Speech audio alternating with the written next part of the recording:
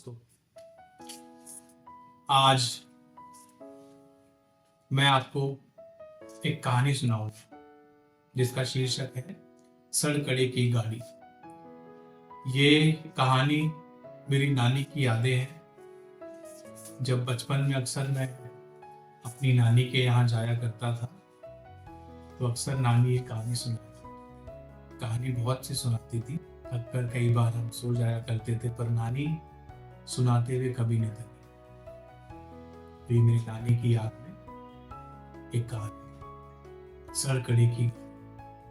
एक बार एक बोना होता है, पोदना, और एक पोदनी, दोनों हस्बैंड वाइफ होते हैं। तो पोदनी जैसे नॉर्मली होता है, मेल्स जो है बाहर का काम संभालते हैं, महिलाएं किचन का खाना वाना, साग सब्जी, ये सब चीजों का संभालती है। तो पोदनी चली जाती है खेत में साग तोड़ने के लिए कि भैया आज शाम को साग बनाना। ये ट्रेंड होता है हमारे गांव में भी। अक्सर सर्दियों के टाइम पे साग का बहुत प्रचलन है। तो साग, मक्के की रोटी, मक्खन, घी। तो पोदनी साग तोड़ने के लिए जंगल चली गई खेत में। अब विडंबना ये थी कि जो खेत थे जहां वो साग तोड़ने गई वो सारे के सारे राजा के थे। जब वो साग तोड़ रही थी पोदनी, साग, बथुआ, सरसों, इस तरह की चीजें, तो राजा के सिपाहियों ने उसको देख लिया। अब देखा तो सिपाही गुस्सा हुआ कि ये राजा के खेत हैं, यहाँ पे पोदनी तुम क्या कर रही हो? ये साग तोड़ने के लिए यहाँ परमिशन नहीं है, तुमने पाप किया है, तुमने अच्छा नहीं किया, तुम्हें सजा होगी, तुम्हें काल कोठरी में डाल देंगे। तो पोदनी थोड़ा और मंद स्वर में कि हम तो सिर्फ साग तोड़ने आए थे, साग तोड़ के जा रहे हैं। कि नहीं नहीं नहीं, ये राजा के खेत हैं, आपने बहुत बड़ी गलती की है, आपको सजा मिलेगी, चलो। तो बिना सुने सिपाही पोदनी को पकड़ के ले गया कि भैया आपको सजा। अब जब लेके चले गया तो ये बात बाद में पोदने को पता चलती है किसी और से कि पोदनी वहां पे सरसों का साग तोड़ने गई थी। तो राजा के सिपाही उसको पकड़ के ले गए। अब ये बात सुन के पोदने को बहुत बुरा लगा, हताश हो, गुस्सा आया। तो पोदना बोला, अच्छा, मेरी पोदनी को राजा के सिपाही पकड़ के ले गए। तो वो क्या करता है, 2 मेंढक ढूंढ के लाता है। छोटा सा पोदना होता साइज में। तो 2 मेंढक लेके आता है और 2 मेंढक में एक बग्गी बनाता है। तो उसी को बोलते हैं सड़कड़े की गाड़ी, मेरी नानी की लैंग्वेज में। तो सड़कड़े की गाड़ी को बना के बुक मेंढक धीरे धीरे उछलते हुए चल देते हैं। कहाँ जाते हैं? राजा के पास। पोदना चल दिया राजा के पास। क्या मकसद है? पोदनी को लेके, क्योंकि राजा के सिपाही उसको ले गए। तो चल देता है। रास्ते में चलते चलते चलते उसको चींटी मिल जाती है। चींटी पूछती है, पोदने भैया कहाँ जा रहे हो? तो पोदना बोलता है, सड़कड़े की गाड़ी 2 मेंढक जोड़े जाऊं, मेरी पोदनी को ले गया राजा, मैं राजा से लड़ने जाऊं। तो ये बात सुन के चींटी को भी लगता है कि अच्छा भैया ऐसा हो गया, तो मैं भी आपके साथ चलूं। तो बोलता है, ठीक है बहन, आजा, तू मेरे कान में आके बैठ जा। तो चींटी धीरे धीरे से आके उसके कान में बैठ जाती है और फिर से पोदना अपनी सड़कड़े की गाड़ी में बैठ के 2 मेंढक जिसमें जोड़े थे धीरे धीरे उछलते हुए आगे चल देते। फिर चलते चलते रास्ते में उसको बिल्ली रास्ता काट देती है। अब पोदना तो गुस्से में था, भाई वैसे मेरी पोदनी को लेके चले गया राजा के सिपाही और ये बिल्ली मेरा रास्ता काट रही है, मैं किसी मकसद से जा रहा हूं। गुस्सा होता है बिल्ली पे। तो बिल्ली पूछती है, पोदने भाई क्यों नाराज हो रहे हो? मैं तो अपने रास्ते चल रही हूँ, किसी का रास्ता थोड़ी काट रही हूँ, आप अपने रास्ते जा रहे हो, बस पहले मैं गुजर गई। तो वो अपनी जो व्यथा होती है बिल्ली को सुनाता है, सड़कड़े की गाड़ी 2 मेंढक जोड़े जाओ, मेरी पोदनी को ले गया राजा, मैं राजा से लड़ने जाऊं। ये बात सुन के बिल्ली भी थोड़ा नम हो जाती है, बोलती है अच्छा ऐसा हो गया, तो चलो मैं भी तुम्हारे कुछ काम आ सकती हूँ तो मैं भी चलूं। तो पूतना बोलता है ठीक है बहन तू भी आ जा, मेरे कान में बैठ जा। तो बिल्ली छोटी सी होके उसके कान में बैठ जाती है, जैसे जादू की मूवी में देखते हैं छोटे होते हैं, तो ऐसी वो बिल्ली छोटी सी होके उसके पोतने के कान में बैठ जाती है। उसके बाद फिर आगे चलने लगते हैं सड़कड़ी की गाड़ी में मेंढक के थ्रू टुबुक टुबुक। जैसे आगे चलते हैं, चलते चलते थोड़ी देर बाद भेड़िया नजर आता। अब भेड़िए की टेरिटरी थी, उसका एरिया था, उसका इलाका था। भेड़िया पूछता है हाँ भाई पोदने कहाँ जाना है, ये मेरा इलाका है, आज तो तुम मेरा भोजन बनोगे। ये बात सुन के पोदना अपनी व्यथा बता देता, सड़ कड़े की गाड़ी दो मेंढक जोड़े जा, मेरी पोदनी को ले गया राजा, मैं राजा से लड़ने जाऊं। अब ये बात सुन के भेड़िए को भी लगता है पोदना तो वैसे ही परेशान, तो बोलता है मैं भी तुम्हारे कुछ काम आ सकूं तो मैं भी चलूं। पोदना बोलता है ठीक है भेड़िए महाराज तुम भी आ जाओ, मेरे कान में बैठ जाओ। तो भेड़िया छोटा सा होके कान में फिट बैठ जाता। तो अभी चींटी, बिल्ली, भेड़िया, ये तीन चीजें इकट्ठा हो गई। फिर आगे चलते हैं, फिर आगे चलते हुए रास्ते में आ जाती है नदी। अब नदी बोलती है कि इसको पार ऐसे नहीं कर सकते, ये मेरा राज चलता है यहाँ पे। तो फिर हाँ नदी माता राज तो आपका ही है, पर मेरी भी एक व्यथा है, मुझे जहाँ पार करना जरूरी है, कि नहीं तुम पार करोगे तो मैं तुम्हें बहा दूंगी, कि पहले मेरी बात सुन लो, सुनाओ। फिर पोदना बोलता सड़कड़े की गाड़ी दो मेंढक जोड़े जाओ, मेरी पोदनी को ले गया राजा, मैं राजा से लड़ने जाऊं।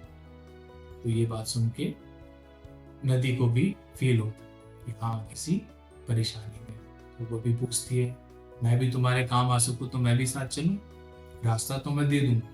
तो बोलते ठीक है माता आप भी चलो। वो नदी माता सारी की सारी उसके कान में समा जाती है। अब रास्ता बन गया, नदी सूख गई, पानी सारा कान में समा गया। तो वहां से वो अपनी सड़कड़ी की गाड़ी लेके धीरे धीरे नदी पार करके राजा के महल पहुंच जाता है। जैसे ही राजा के महल पहुंचता है, दरबार के आगे वो धरना लगा देता है कि फिर राजा की दुहाई, राजा की दुहाई, राजा की दुहाई, राजा की दुहाई। लोग एक दिन हो गया कोई पूछ नहीं रहा, छोटा सा आदमी पोदना कौन पूछने वाला, करते करते 2 दिन हो गए। अब 2 दिन से कोई बैठा है तो आसपास के लोगों में एक व्यथा जागती है, भैया कोई तो परेशानी है, कुछ तो दिक्कत है, कुछ तो गड़बड़ है। और वो पोदना वहां बैठ के क्या करता है, राजा की दुहाई, राजा की दुहाई, राजा की दुहाई, राजा की दुहाई, मतलब राजा के लिए गलत नारे लगा रहा था। तो ये सुन के कुछ लोग सवाल करने लगे, बातें उड़ने लगी। तो ये बातें अफवाहें राजा के कान तक पहुंची। मंत्रियों ने, लोगों ने उसको बताया, सिपाहियों ने, कि महाराज ऐसा ऐसा कोई बोना है, पोदना है, वो दरबार के आगे बैठा है और इस तरह की बातें चल रही है। तो राजा सुन के विचित्रता से बोलता अच्छा ऐसा क्या हो गया उस पोदने को, हमसे क्या परेशानी है, मेरी प्रजा तो सब खुश है मेरे से। कि महाराज ये तो हमें नहीं पता पर ऐसा ऐसा है। तो राजा बोलता है कि जाओ उसको दरबार में लेके आओ, मुझे मिलना उससे। तो भाई राजा या प्रजा सब उसके लिए बराबर है। तो जाता है राजा के दरबार में, तो बोलता है हाँ, तो राजा की दुहाई, राजा की दुहाई, किस बात की दुहाई, क्या गलत हो गया तुम्हारे साथ, क्यों ऐसा कर रहे हो। कि महाराज मुझे कोई शिकायत नहीं है, बस मुझे मेरी पोदनी वापस दे दो। अब राजा को इसके बारे में कोई खबर नहीं है, कौन पोदनी, किसकी पोदनी। तो छोटे से व्यक्ति को देख के, पोदने को देख के राजा बोला उसको मजाक में टाल के, चलो ठीक है हमारे पास कोई पोदनी नहीं, जाओ। बोला नहीं मैं जाऊंगा नहीं जब तक आप पोदनी नहीं दोगे मेरी। तो परेशान होके काफी देर झक करके बोलता है, मानता नहीं, राजा को उसके बारे में कुछ पता नहीं कौन सी पोदनी की बात कर रहा है।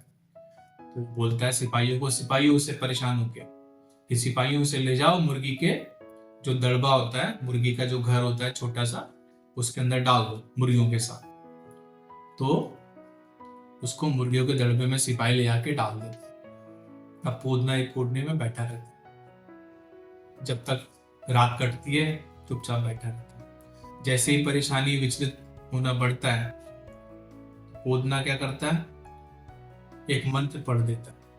फटक मेरी छन्नी फटक मेरा छाछ, आरी बिल्ली तेरा ही राज। तो उसके कान से जो रास्ते में मुसाफिर मिले थे उसमें से बिल्ली निकल के आती है और सारी मुर्गियों को किसी को मुंडी मुड़ाया, किसी को खा गया। तो बिल्ली ने सारी मुर्गियों को निपटा दिया, शांति हो गई। अब सुबह के टाइम राजा के सिपाही उसको चेक करने आते हैं कि भैया देख लें पोदने का क्या हाल हुआ। वैसे मजाक करते हैं, भैया पोदना तो गया, मुर्गियों के छोटा सा आदमी है, मुर्गियों के दड़बे में दब के मर जाएगा। तो जैसे ही देखने जाते हैं सिपाही तो क्या देखते हैं कि पोदना तो आराम से बैठा हुआ है, सारी मुर्गियां टूटी फूटी हैं या कुछ गायब हो गई। तो ये देख के सारे के सारे सिपाही सोचते हैं, हैरानी से देखते हैं उसको, अच्छा ऐसे कैसे हो गया। तो जाते हैं राजा को बताते हैं, महाराज ऐसा हो गया कि पोदना तो आराम से बैठा है, मुर्गियां सारी मर गई। अच्छा ऐसे कैसे कर दिया पोदने ने, किसी को कुछ समझ में ना आए। तो बोलता अच्छा ऐसा है। तो राजा ने सोचा कि पोदना ओवर स्मार्ट बन रहा है। तो उन्होंने क्या किया, अच्छा आज रात ऐसा करो, इसको बकरी के तबेले में डाल, बकरी के जो जहां रखते हैं बाड़ा उसमें डाल दो। तो उसको बकरी के बाड़े में अगले दिन रात को डाल दिया। अब फिर पोदना बैठा रहा एक कोने में, जब तक रात कटी आराम से कट गई। जैसी परेशान होने लगा फिर से उसने मंत्र पढ़ दिया, बोलो फटक मेरी छन्नी फटक मेरा छाछ, आरे भेड़िए तेरा ही राज।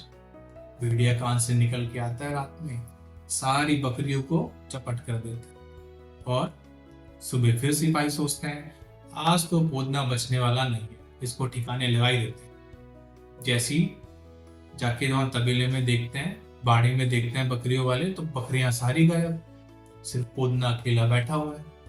फिर हैरान सिपाही, ये क्या हो गया। फिर महाराज को दौड़ के जाके बताते हैं, महाराज पोदना तो शांति से बैठा है, सारी की सारी बकरियां हमारी गायब हो गई। महाराज भी असमंजस में, ये क्या हो गया, ऐसा कैसे हो गया।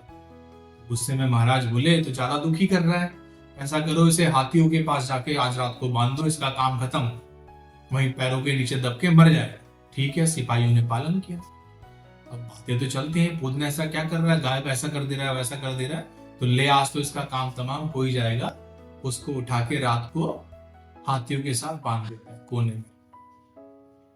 फिर से पोदना वैसा बैठ जाते हैं साइड में, जब तक रात कटती है, शांति से कटती है। जैसे ही परेशान होना शुरू होते हैं तो फिर से मंत्र पढ़ देते हैं, फटक मेरी छन्नी फटक मेरा छाछ, आरी चीटी तेरा ही राज। तो कान से चीटी निकल के आती है और हाथियों के कभी नाक में, कान में, सूंड में घुस के सबको परेशान कर देती है। और जैसी परेशानी बढ़ती है सारे हाथी इधर उधर भागना शुरू कर देते हैं। और जब हाथी इधर उधर भागते हैं तो पूरा गांव बर्बाद हो जाता है, क्योंकि हाथियों का परेशान होना मतलब आसपास की चीजों में तबाही, तो पूरे गांव में तबाही आती है। जब तबाही आती है राजा परेशान। सुबह सिपाही बोलते हैं, महाराज ऐसा हो गया, इतना नुकसान हो गया गांव में, इतने घर टूट गए, इतने खेत उजड़ गए, ऐसा ऐसा हो गया हाथियों की वजह से। अच्छा, फिर बोलते हैं पोदने ने परेशान कर दिया, कुछ यही गड़बड़ कर रहा है। तो राजा बोलता है पोदने को लेके आओ, पोदने बहुत होगी बदमाशी, ऐसा नहीं चलेगा, तुमने हमारा इतना नुकसान कर दिया है। महाराज मेरा कोई नहीं है, बस मेरी एक व्यथा है, विनती है, मेरी पोदनी मेरे को वापस दे दो कि तुमने दुखी कर दिया हमको। महाराज गुस्से में हो गए, कितना नुकसान करवा दिया इसने पोदने ने। तो बोलते आज इसको रात को मेरी खाट के पाए से बांध दो, मेरे पलंग के जहां पे वो सोता है उसके बिस्तर के पास ही बांध दो। बांध देते हैं। अब पोदने की आदत जैसे थी वो अपना शांति से बैठ गए। जब तक रात कट गई, जैसी महाराज की नींद लगी, थोड़ी खराटे से सुनाई दिए, पोदने वैसा बोल दिया अपना मंत्र, फटक मेरी छन्नी फटक मेरा छाछ, आरी नदी तेरा ही राज। तो कान से सारी नदी निकल के आई और चारों तरफ पानी पानी पानी पानी, सैलाब आ गया पानी का। अब उसमें पलंग राजा का और राजा साथ में बह रहे हैं, पोदना पाए से टिका हुआ है। बहते बहते जैसी राजा की आंख खुली, ये क्या हो गया, ये क्या हो गया, अरे पोदने ये क्या कर दिया तूने, पोदने तूने ये क्या कर दिया। राजा परेशान, तो बोलते हैं पोदने पोदने तू एक पोदनी की जगह दो पोदनी मेरे से ले लेना, पर ये सब रोक दे। पोदने एक पोदनी की जगह मेरे से दो पोदनी ले लेना, लेकिन ये सब रोक दे। नहीं महाराज, मुझे एक ही चाहिए और मेरी वाली चाहिए। तो किसी तरह प्रॉमिस करके हाथ वाथ जोड़ के राजा ने उसको कन्विंस किया। वो बोला ठीक है, मेरे को मेरी पोदनी दे देना। बोलता ठीक है, मैं कार्यवाही करूंगा, मुझे पता नहीं है कौन सी तेरी पोदनी है, मैं पूछता हूँ, पर ये सब रोक तभी मैं कर पाऊंगा, नहीं तो कुछ नहीं कर पाऊंगा। तो पोदना नदी को बोल देता है कि ठीक है नदी माता, अभी के लिए शांत हो जाओ। तो नदी सारी की सारी वापस अपने ठिकाने पे चली जाती है और राजा फिर कार्यवाही करता है कि सिपाहियों कौन ड्यूटी पे था उसकी तरफ, खेतों पे कौन से सिपाही थे। तो पता करता है, तो पोदनी को कालकोठरी में सिपाही ने डाल दिया। उसके बारे में राजा को भी पता नहीं।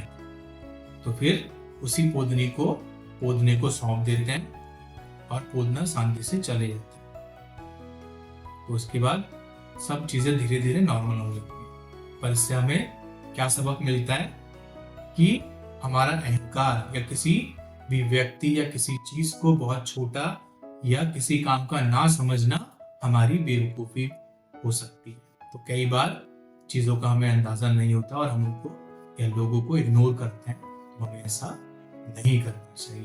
तो यही आज की कहानी का सबक था। यही थी मेरी प्यारी नानी की कहानी। धन्यवाद।